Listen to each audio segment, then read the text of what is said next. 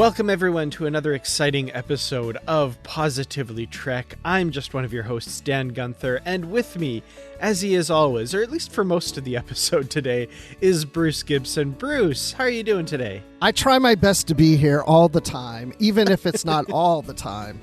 No worries at all. So, yeah, we're going to do things a little differently this week. I'm going to jump into the news briefly after this introduction.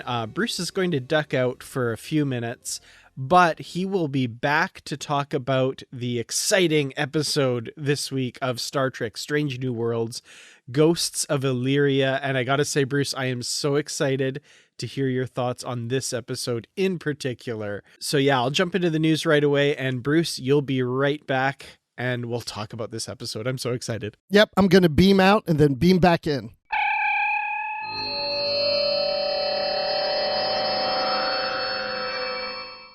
All right, let's dive into the week's Star Trek news. We have comics news as well as video game news, and even a small update on the Star Trek films. Maybe a good thing that Bruce isn't around for that one, because we all know how frustrating the news or non-news about Star Trek films can be. So first of all, let's talk a little bit about a new comic miniseries that's coming soon to bridge the gap between seasons 2 and 3 of Star Trek Picard. IDW, in announcing their August 2022 comic books, has announced a miniseries, Star Trek Picard Stargazer. The series is being co-written by Picard co-creator and co-executive producer Kirsten Beyer. It is a 3-issue miniseries. Joining Kirsten Beyer in the writing is her longtime comics partner Mike Johnson, with art by Angel Hernandez. The press release states, embark on a never-before-seen journey set between seasons 2 and 3 of the Paramount Plus hit series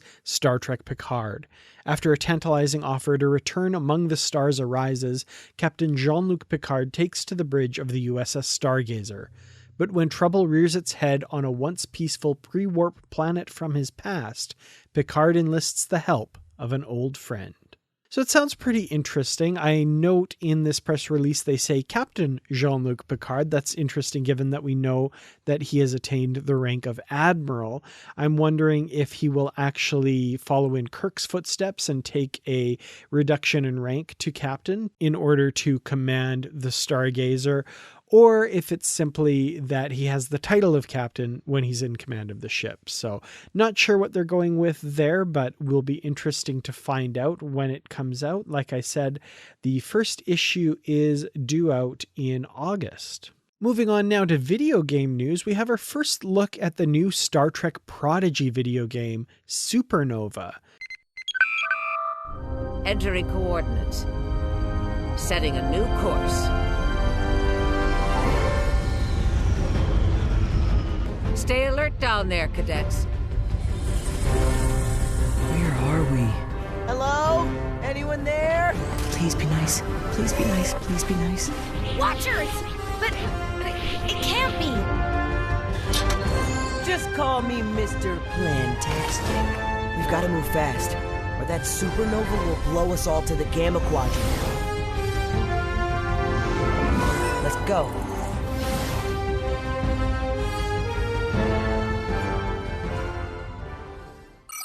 And we have a release date for it as well. It is coming out on October 14th and will be available for PlayStation 4, PlayStation 5, Xbox One, Nintendo Switch, and through Steam and Stadia for PC gamers. The game features the full television cast reprising their roles as each of the animated characters in the interactive adventure. So this looks pretty cool. It will allow up to 2 players to lead the Protostar crew during gameplay. Dal and Gwyn are the 2 playable characters. You will also be able to use Starfleet phasers as well as Gwyn's cool morphing metal weapon that we see in the series as well. So kind of looking forward to this. Obviously going to be geared a little bit more to younger players, but I think I might pick this one up and give it a go and see how the gameplay is and report on it to you here for our listeners of Positively Trek. And finally, we have a small update for the long-awaited Star Trek IV. This movie has taken on a number of different forms over the past few years, with nothing really quite getting going, at least not in the public consciousness yet. But we do have a comment from Karl Urban, who of course played Dr. Bones McCoy in the 3 J.J. Abrams Kelvin Timeline films, saying that the Star Trek IV film is inevitable and that it's now just a matter of logistics. So this is interesting. This is the exact quote here. He says, "I have heard that it is happening, but I've been hearing that for the last 3 years. All I know is they are developing it. They're writing a script, and I know 100% that we all want to come back and do it. So I think it's all just a matter of logistics and timing at this point." So kind of more of the same, not a lot of new news here, just an obvious kind of eagerness to get back to this.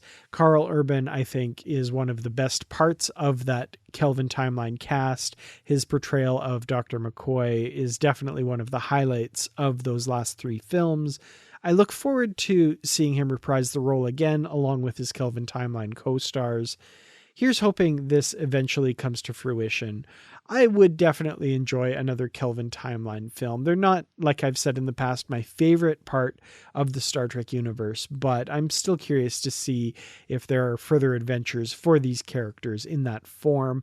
I would definitely be at the theater on opening night to see that film. Urban went on to say, "Where there's a will, there's a way, and there's definitely a will. So we would love to come back together and make one of those. I mean, The Boys is a great hang, a great cast," referring to the television show The Boys, of which Karl Urban is a part. He goes on to say, "But Star Trek is also. It's just one of those, you just want to do it for the experience of hanging out. You never laugh so much as when you are working with those guys." So yeah, like I say, there's definite eagerness to come back and reprise these roles, and I certainly do hope that it happens. So I'd love to hear what our audience thinks, though. What do you think of the resumption of the Kelvin Timeline story with a Star Trek 4? Do you want to see that? Do you want to see something else? Let us know. Reach out to us, positivelytrek@gmail.com, or on Twitter @positivelytrek. Let's take a brief break here. When we come back, I will have beamed Bruce back into the studio, and we will discuss Season 1, Episode 3 of Star Trek Strange New Worlds, Ghosts of Illyria. This episode of Positively Trek is brought to you by our supporters on Patreon, including our Constitution class supporters, Jim Stoffel, Joyce Marin, Carl Morris, Dave Garcia, Rick Young, Paul D. Kinnear, John Blaber, and Jesse Earl. Thank you all so much for your support of Positively Trek. If you would like to become a patron of the show, go to patreon.com/positivelytrek. You get early access to episodes, exclusive content, shoutouts, associate producer credits, and more. Once again, that's patreon.com/positivelytrek. Thank you to each and every one of you, and now, let's fly. What if I hadn't saved all those lives? Would Captain feel the same? What would he do if I wasn't a hero? One of the good ones? When will it be enough to just be an Illyrian? All right, so Bruce, the moment I've been waiting for ever since the title of this episode was announced was the chance to get to talk about it with you. So, Ghosts of Illyria. Before you even saw this episode, when you heard that title and knowing what we know from the books and the comics and all that sort of stuff, what went through your mind? Well, you're the one who told me the title. It was after we recorded our last episode. As soon as we stopped recording, you go, "Oh, we should have mentioned the title of the next episode." I'm like, "What is it?" And then you told me, and I was like, "No, yes, yes." Because, yeah, that's what's in the books and comics is Illyria is where she's from. And I didn't know if they'd go that direction or something completely different. And so I was curious to see how they're going to play this in the series. Yeah, definitely. So yeah, As you said, Illyria, that's a big part of number one's backstory from the novels, the beta canon, as some people refer to it. You know, it's never been on-screen canon. Really, on screen, we don't know a ton about number one. Of course, she was in that original pilot, repurposed for the menagerie. That's about it until Discovery Season 2, where we get a little bit more. We actually get a name. But yeah, Illyria, this colony or this world of genetically engineered people. They've used part of the backstory in this episode, not all of it. There's some bits from novels where her designation of number one has nothing to do with her being the first officer. It's, you know, each member of the society is numbered by proficiency or awesomeness or something like that. And she was literally number one. She was the best of that society and like the only one to leave to go to Starfleet or something like that. But, you know, they don't seem to have used that part of the story, but really interesting that they're going with her background as being from Illyria, this genetically engineered person who's been augmented basically with genetic engineering traits and stuff. So I was really excited with that title. And then when we get to the actual episode, you know, there's hints early on, and those of us in the know who know the novels and stuff know that number one has this deep, dark secret, and they're kind of obviously alluding to it if you know that. But if you don't know that, they just kind of introduce the Illyrians as this colony that they're going to have to go and save because of these ion storms that are endangering them. Yeah, and I got a little nervous at this part because they didn't introduce her or identify her as Illyrian. And I was like, okay, so Pike doesn't seem to know. He's not saying, oh, here's your people or anything like that. And I thought, are they going to just say this is an Illyrian colony and not say that she's Illyrian? I'm like, I hope they don't go that route. That would be kind of weird. And so, yeah, when we learn her secret and I was like, okay, good. I thought they would acknowledge that, but I wasn't. Like, I started to worry just a little bit on it. But in the books and comics, Pike knows she's Illyrian. The rest of the crew knows she's Illyrian. Going back to 2254 or whatever, like early in their voyages, like in the comics, the early voyages.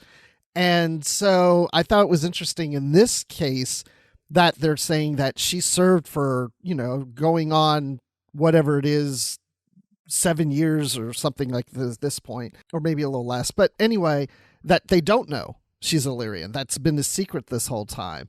And I liked that. I thought it was pretty good. Because for me, it doesn't have to go exactly what was in books and comics, and they don't always match up exactly on this either. Mm-hmm. Because even in early voyages, she was known as Robbins. She had a different name in the comics.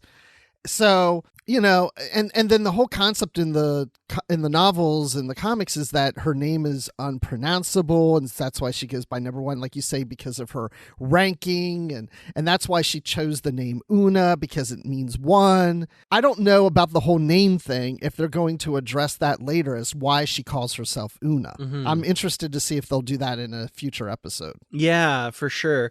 And especially with the last name they've introduced, Chin Riley, right? You know, where's the origin of that? I'm curious. But is that just a cover for her Illyrian past or something like that? I don't know. But I do like the changed premise and I mean, you know, it's not even a change necessarily because again, the books and comics aren't necessary to use in canon, but I like the spin they've put on it that because the Illyrians are genetically engineered, they tend to be shunned in the Federation because of that deep-seated fear of genetic engineering that was the result of the eugenics wars and the legacy of Khan and all of that sort of stuff.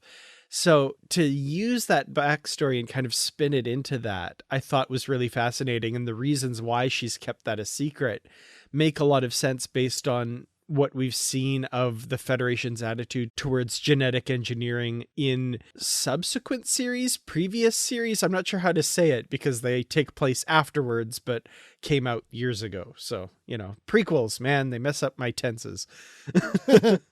Well, speaking of prequels, Star Trek Enterprise has an episode with Illyrians, but they don't look like a human. They have their, you know, forehead ridges and and such. I mean, they're humanoid, but they don't have flat foreheads like we do. And so sometimes the books have suggested that she's a human that then settled on an Illyrian colony, that she's not necessarily pure Illyrian. So they didn't address anything like that here. I don't know if they will later or just dismiss that or not. But yeah, I'm just curious to see, because Rebecca Romijn has made comments before that there's a lot of nuance to her character, that over the series we're going to learn more and more about her past. So I think this is just the first step towards that. Yeah, definitely. I'm going to jump in here and say the format of this show I'm really enjoying. Like, I love Discovery, I love Picard, I love the focus on one star character. That's fun, that's interesting. But this return to a truly ensemble cast, I really like that. I love that we're getting focuses on various characters episode by episode. Episode 1, of course, Pike. Episode 2, Uhura. Episode 3, Una. I love that kind of format, you know, and I'm all for Star Trek taking risks and doing different things, but I do love the chance to shine the spotlight on other characters throughout the cast as well. Yeah, I'm going to have to say that I'm preferring this format over the Discovery Picard format. And I wasn't sure that I would feel that way, because when we went to Discovery and it was going to be the serialized seasons, I was really excited about that, and I still enjoy it. But to your point, I miss these little one-offs of like, we're going to focus on this character and focus on that character. I mean, I feel like we do have some of that in Discovery. It's just not week to week. It's not consistent all the time. Mm-hmm. But the thing I like about this that's even better to me than like TNG is that even though these are individualized stories focusing on a character in each episode, there's still a thread that's going between the episodes. Like we're just talking about, oh, can't wait to see what happens next with number 1, or what are we going to find out later about her and stuff. And like, you know, Pike's haunted past, you know, there's these little threads of storylines that are woven through each episode, which was nice that we didn't have that whole, oh, Pike's dealing with his, you know, knowing his future and how he's, you know, I mean, it was briefly maybe mentioned in there, but it's not a focus in every episode. So it's almost like I kind of like this format and the Discovery Picard format, and maybe just like find a middle ground where maybe it really is a season-long arc, but yet the episodes really do focus on a character in each episode. Yeah, and that's one thing I'm loving about modern Trek, though, as well, is you get the different formats. Like, it sounds like I'm slagging off 90s Star Trek, which I'm not, because like Deep Space Nine, Voyager, TNG, I love those series, but they're very similar in format. You know, it's just different settings, different situations. I love that you get to kind of play around here. Like, well, if that's the kind of show you like, you've got Strange New Worlds over here. When you want more of that dramatic focus on one character, you've got Picard and Discovery over here. And then you've got the comedic stuff and the young person family show. I love it. I'm loving that we're getting just little tastes of everything. And I'm curious to see what future shows, what format they'll take. Will it be kind of a mix like you're talking about? Like, that could be really cool too. So like I said, they're at this colony to rescue these Illyrians from this ion storm. They're having to beam up. My first thought, by the way, after they beam up the main part of the landing party and then Pike and Spock are stranded and they're like, oh, I don't really want to try and beam them up through that ion storm. I don't know what'll happen. I'm like, oh no, they're going to cross over with their mirror universe counterparts and find themselves wearing different uniforms on a different Enterprise. Don't do that. That's not a good idea. That's what happened last time, or will happen next time. Again, prequels, darn it. It's bugging me. It's funny you just mentioned that because real quick, late last night, I did watch crossovers on DS9 last night, which is their first crossover to the Mirror Universe. So that's so fresh when you just said that. I'm like, yeah, I just saw something like that. Yeah, absolutely. So yeah, like I say, Pike and Spock are stranded on the planet. They have to weather the storm. Meanwhile, the landing party that's beamed back up to the Enterprise, we see some of them exhibiting some odd symptoms. And very quickly it becomes apparent that there's some sort of malady loose aboard the Enterprise. And I gotta say, during the whole, let's just address the elephant in the room, during the whole COVID pandemic, I kind of, when I was doing watches of Star Trek series, I'd get to an episode where there's like a virus rampaging through the Enterprise D or something like that. And I'd be like, skip. I don't really want to watch this. And there were some trigger words in this episode. We've got them engaging in a lockdown. We've got them doing contact tracing, all this stuff that we've heard over the last couple years. And I'm kind of like, every time I look over at Nikki and I'm like, oh boy. And she gives me this look like, ooh. It didn't actually like affect me or anything like that, but it was definitely interesting to hear these familiar terms in this context because boy, was that like, oh boy, lockdown, essential workers, we even hear at one point, or essential crew members kind of thing. Yeah, of course it did make me think about it, but it didn't bother me or trigger me or anything. It just was more of if anything, it just felt more like a classic episode again, where everybody on this ship is getting sick, and all I was doing is like, oh, I can actually kind of now relate to this, because in the past, if I saw an episode like this, it'd be like nothing to me. Now I'm like, oh yeah, I've been in lockdowns before and I know about viruses going around. Okay, but I'm glad it wasn't like some virus where they all had to start wearing masks. Then it would have been too much on the head, Yeah, absolutely. Yeah, that would have been a little bit much. But yeah, I had a similar thought to you that I was like, oh, I can relate to this. And yeah, if this did happen aboard a ship, it makes sense that they'd go into like a strict lockdown and segregated work environments and stuff. And I love that. I don't love that we've gone through this over the last couple of years and stuff, but I feel like those experiences have informed the writers a bit. And in a lot of cases, one of the main reasons I end up skipping some of those episodes in the past is they're not doing really simple things that would help stop the spread and like we're doing now, basically. And the fact that these experiences can kind of inform the writers and make those situations feel more realistic, I think, is a really good thing. And then the whole darkness and light. And so, what do we do to stop the spread? We turn off the lights. Mm-hmm. But there wasn't anybody going around saying, I'm not turning off the lights. I'm keeping my lights on. Yeah, exactly. Fake news posting on the Enterprise's, social media internal network that, I read this article by somebody and yeah, anyway, we won't go into that. That's just too depressing. No, we'll avoid that now. Yeah, for sure.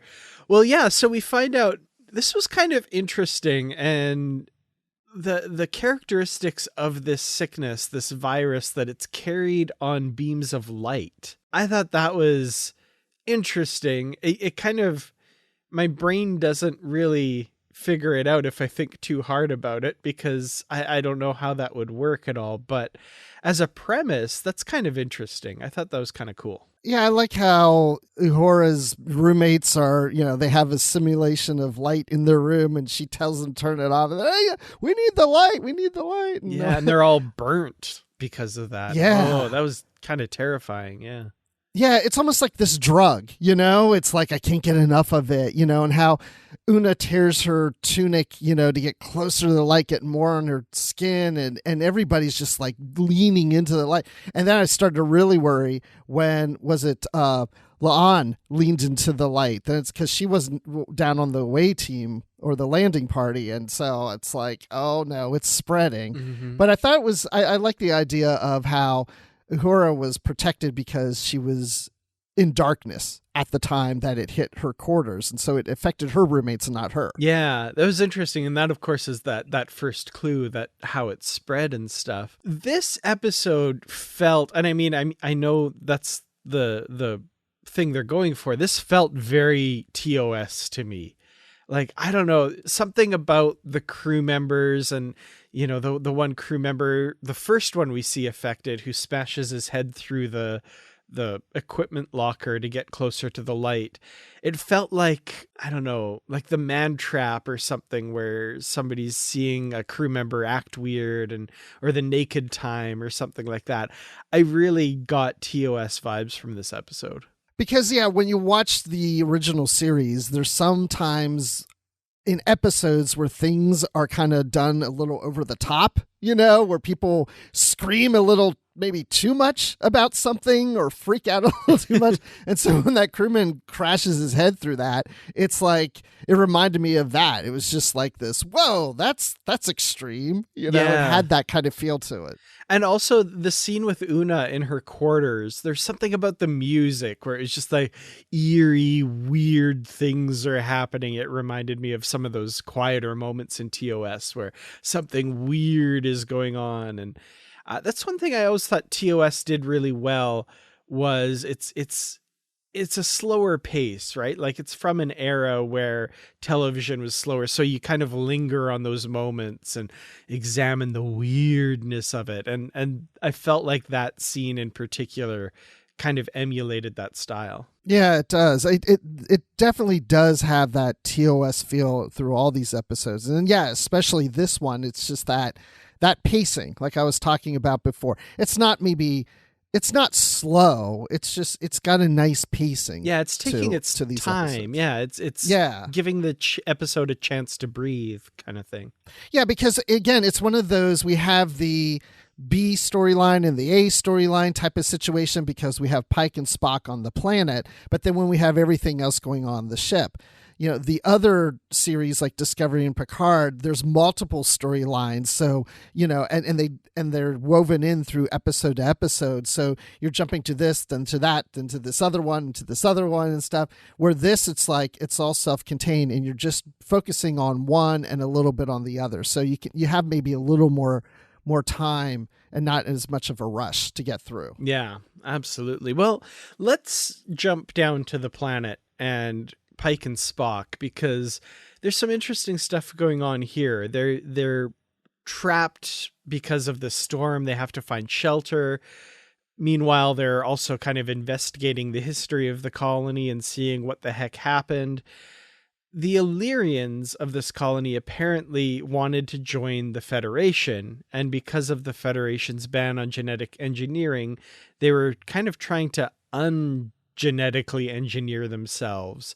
That was kind of interesting, these revelations, and they kind of make some links to Starfleet and the opinions of the Illyrians being kind of rooted in a form of bigotry, and the lengths that these people would go to kind of overcome that. And, you know, there's not a ton of exploration of it, but there's the kind of thought that, like, did Starfleet and the Federation's opinions influence this to result in this tragedy, etc.? Some interesting themes here that get mentioned or touched on, maybe not explored a ton. I'd say more explored through the character of Una and some other stuff that happens, but it's touched on a little bit here as well. Watching this, I knew fairly quickly that those beings down there were the Illyrians. Yeah. Because where are the colonists? Oh, wait. And then there's these other creatures down here. I'm like, that's probably the colonists. But, you know, because they're, like you said, they're trying to lose that augmentation that they have so they could fit in, and because of the bigotry of Starfleet. But it's a bigotry that I don't want to say it's warranted necessarily, but because of the eugenics wars and those augmentations, you know, those people, that they've had issues with that. And so, you know, they're going into this group looking at them going, oh, you're augmented too. So, you know, you can't be part of the Federation. You can't be members of Starfleet and all that,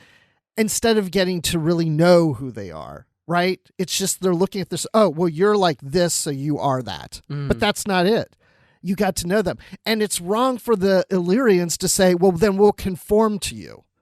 We will be different than what we are. We will change ourselves so that you will accept us. And that's not a good thing either. And it backfired on them because it took them to an extreme that they became these other energy type creatures in the atmosphere. Yeah, I don't know a lot that I want to comment on this part of the story, the energy creatures thing. It seemed kind of weird to me. I did love that they were like protecting Spock and Pike, and they kind of realized that.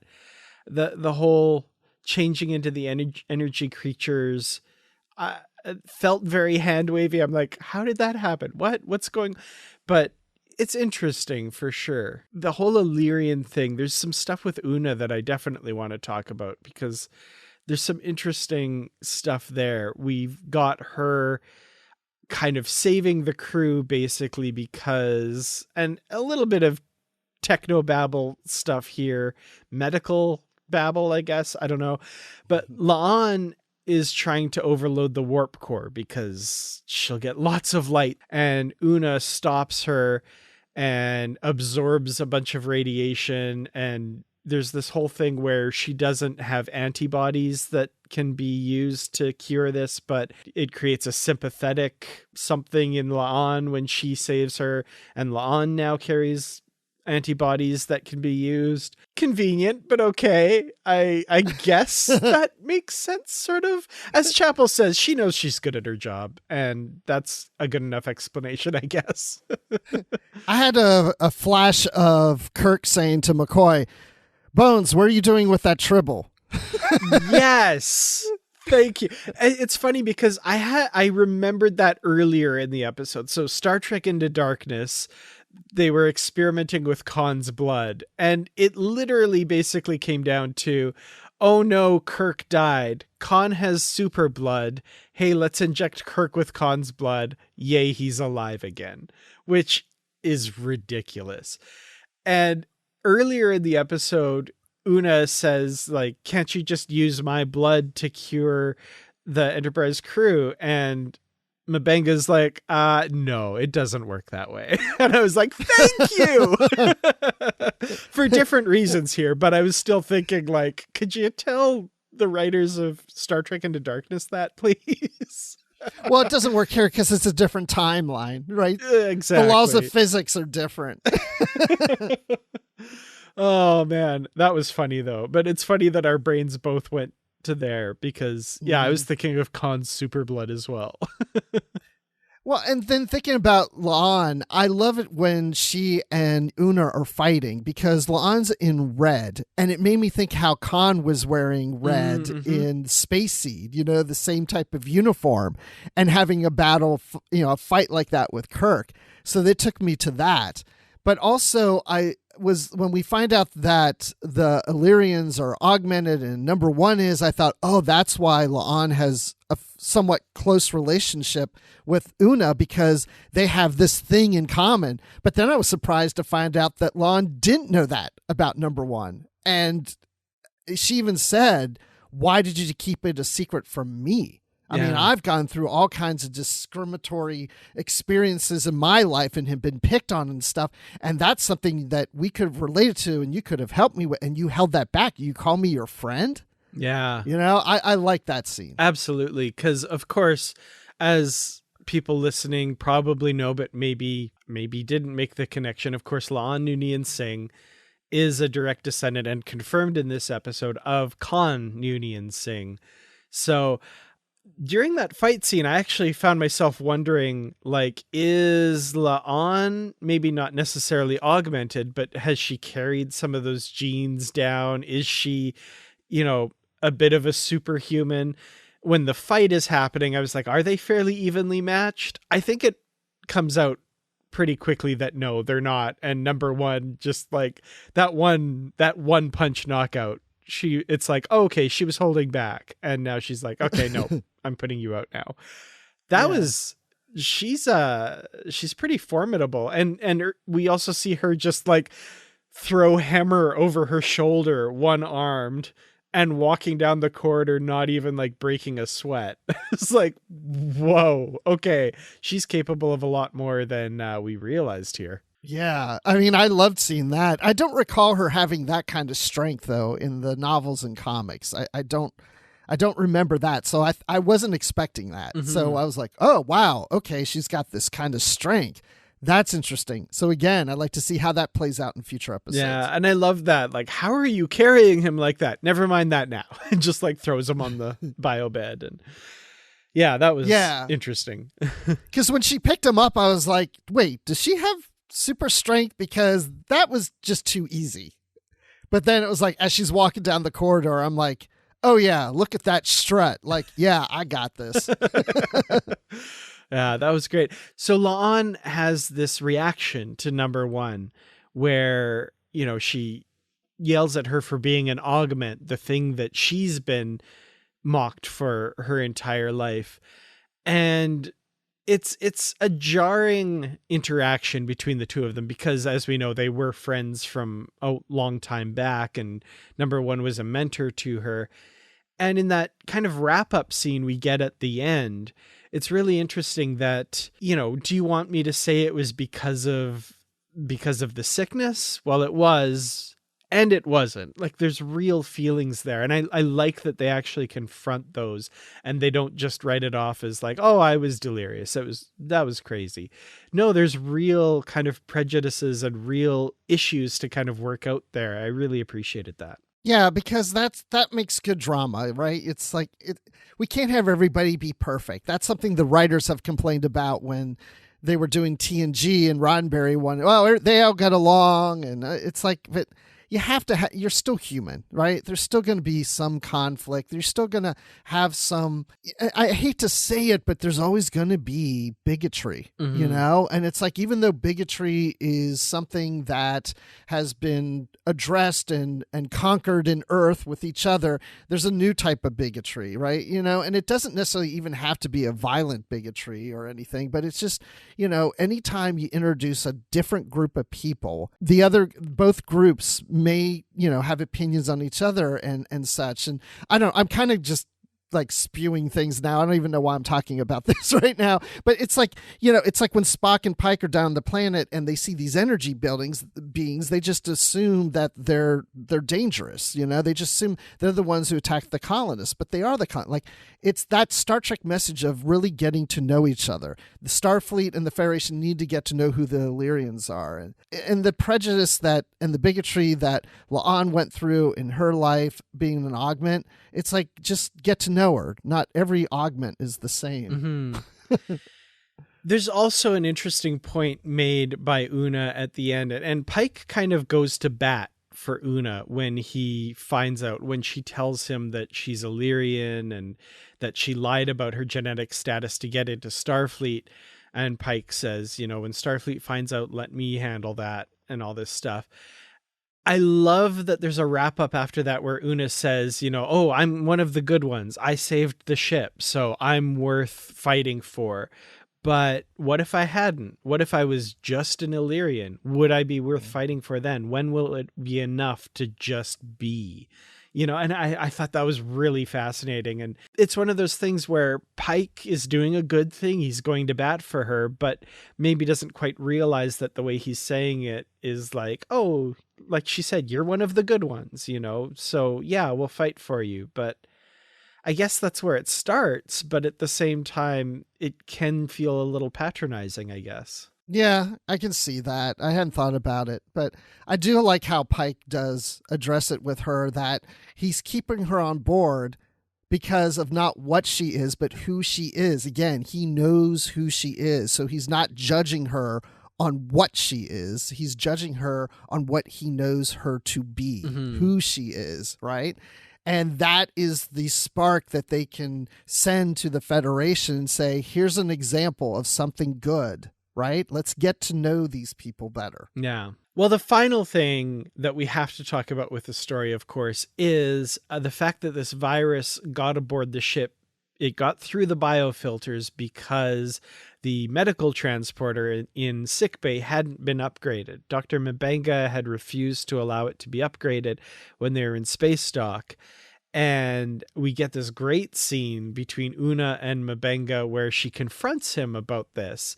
And she doesn't pull any punches. He says, it was my fault that this happened. And she's like, yeah, it is.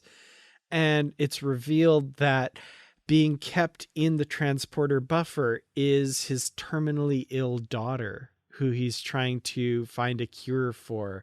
This was a really interesting insight into his character and into an obviously ongoing story through the series. And I was surprised. This completely caught me off guard. And, there were some things earlier in the episode that I was like, what's going on? That doesn't make sense. I don't get this. And then, oh, okay. I love the way that story is told. Yeah, because when Hemmer wanted to, work on his transporter and M'Benga's like, no, get away from it. I was like, why is it such a big deal? But yeah, when we find out later. So yeah, I did not see this coming. I was, of course, not expecting this. We didn't have M'Benga in the last episode, but we got a lot of him in this one, and I loved him in this. Yeah. I thought he was great. I'm looking forward to, again, more of I'm loving all these characters, actually. But yeah, and I also thought, because of what's going on with his daughter, and he's trying to find some kind of cure, that there's got to be something out there as we're exploring these strange new worlds that's going to have the answer that he needs, the information to help save his daughter. And my first thought was, could it be on Vulcan? Because we know later, yeah, he leaves to go study on Vulcan. So maybe there's something he discovers later that on Vulcan they have some kind of cure, or the makeup of the Vulcan people have something that can help save his daughter, and that's why he leaves the Enterprise and goes to Vulcan. Interesting. I like that. Okay. Well, with that, Bruce, anything we haven't covered / final thoughts on Ghosts of Illyria? What a great title. It is such a great title. I mean, I love this episode. I loved everything about it. I'm loving this series, and getting to know more of Una and La'an and M'Benga. And yeah, this was really good. I mean, I maybe wasn't as invested in the Spike. I did this before, I think. The Pike and Spock, the Pike and Spock storyline on the planet. Like, I mean, that was good, but I was definitely more invested in what was going on the ship. And knowing that they have the overflow room for sickbay was pretty cool too. Mm-hmm. So, but yeah, it looks great, and I'm loving these characters, and it was just a classic storyline. So I'm going to give this one 5 out of 5 lockdowns that help prevent the virus from spreading. Very nice. Yeah, I really enjoyed this episode. There's some great stuff in it. M'Benga getting some exploration. Hemmer, I also love after this episode and really want to see more of him for sure. And some great character moments, some great insights. I love linking number one's backstory to what we've seen previously in the books and comics. The literary lover of Star Trek stuff in me is just giddy at that. So that was really cool. I'm going to be really nitpicky here though. And there was 2 times in the editing of this episode. This is really nitpicky stuff, but 2 times where the editing just pulled me right out of the episode for a minute. There's one part where I think it's, number 1 and Uhura are walking into Uhura's quarters to investigate. And there's a shot of them walking really slowly into the room. And then the shot reverses and number 1's like at this really brisk pace walking towards Uhura's bed between the shots. Just editing like that really bugs me, where it's like obvious something was cut out there and the shots don't quite match. And then there was another one later with Una where she was doing something with her hand and the shot changes and it's in a totally different position. So again, totally nitpicky. But stuff like that, I really start to notice, especially doing video editing with a friend of mine who does video stuff. I really notice that stuff now. So that bugged me. On the flip side of that shot of the Enterprise with the lights going down, that shot of it, so beautiful. Yes. So, yeah, I'm going to give this 4 out of 5 gorgeous VFX shots of the Enterprise's lights shutting down, because that was gorgeous. Lovely. Yes. Yeah. Everything in this looks great. Gorgeous. I'm just thinking about engineering, how great that looks. Yeah, that was neat. It was like they were inside the stuff we see through the wire mesh in TOS. I like that. Yes. Mm-hmm. Yeah. Very cool. Well, yeah, we will wrap up there with our thoughts on Ghosts of Illyria. We'd love to hear what everyone else thought, though, so please reach out to us at Positively Trek on Twitter, positivelytrek@gmail.com, and of course, the Positively Trek discussion group on Facebook. You can reach me on Twitter at Kertrats, Kertrats, and youtube.com/Kertrats Productions. And Bruce, where can people find you when you're not doing contact tracing for light transmitted viruses? Yes, I could use a tan, actually. But you can find me on Twitter at Admiral_Rex. That's Admiral with the underline Rex. You can also find me on Facebook. I don't say that very often, but yeah, I'm on Facebook. Some people find me that way, and you can direct message me there through Messenger. And of course, we have our Goodreads groups where we put what upcoming books we're going to cover on the book club. So, we can even communicate there if you'd like. Excellent. And thank you, as always, to all of our listeners, and especially to our Patreon supporters over on patreon.com/positivelytrek. We will see you all in our next Strange New Worlds review episode for the episode of Memento Mori. And of course, there may be a book club episode in there somewhere too. So keep an eye out for that. We will see you then. Take care. And of course, stay positive.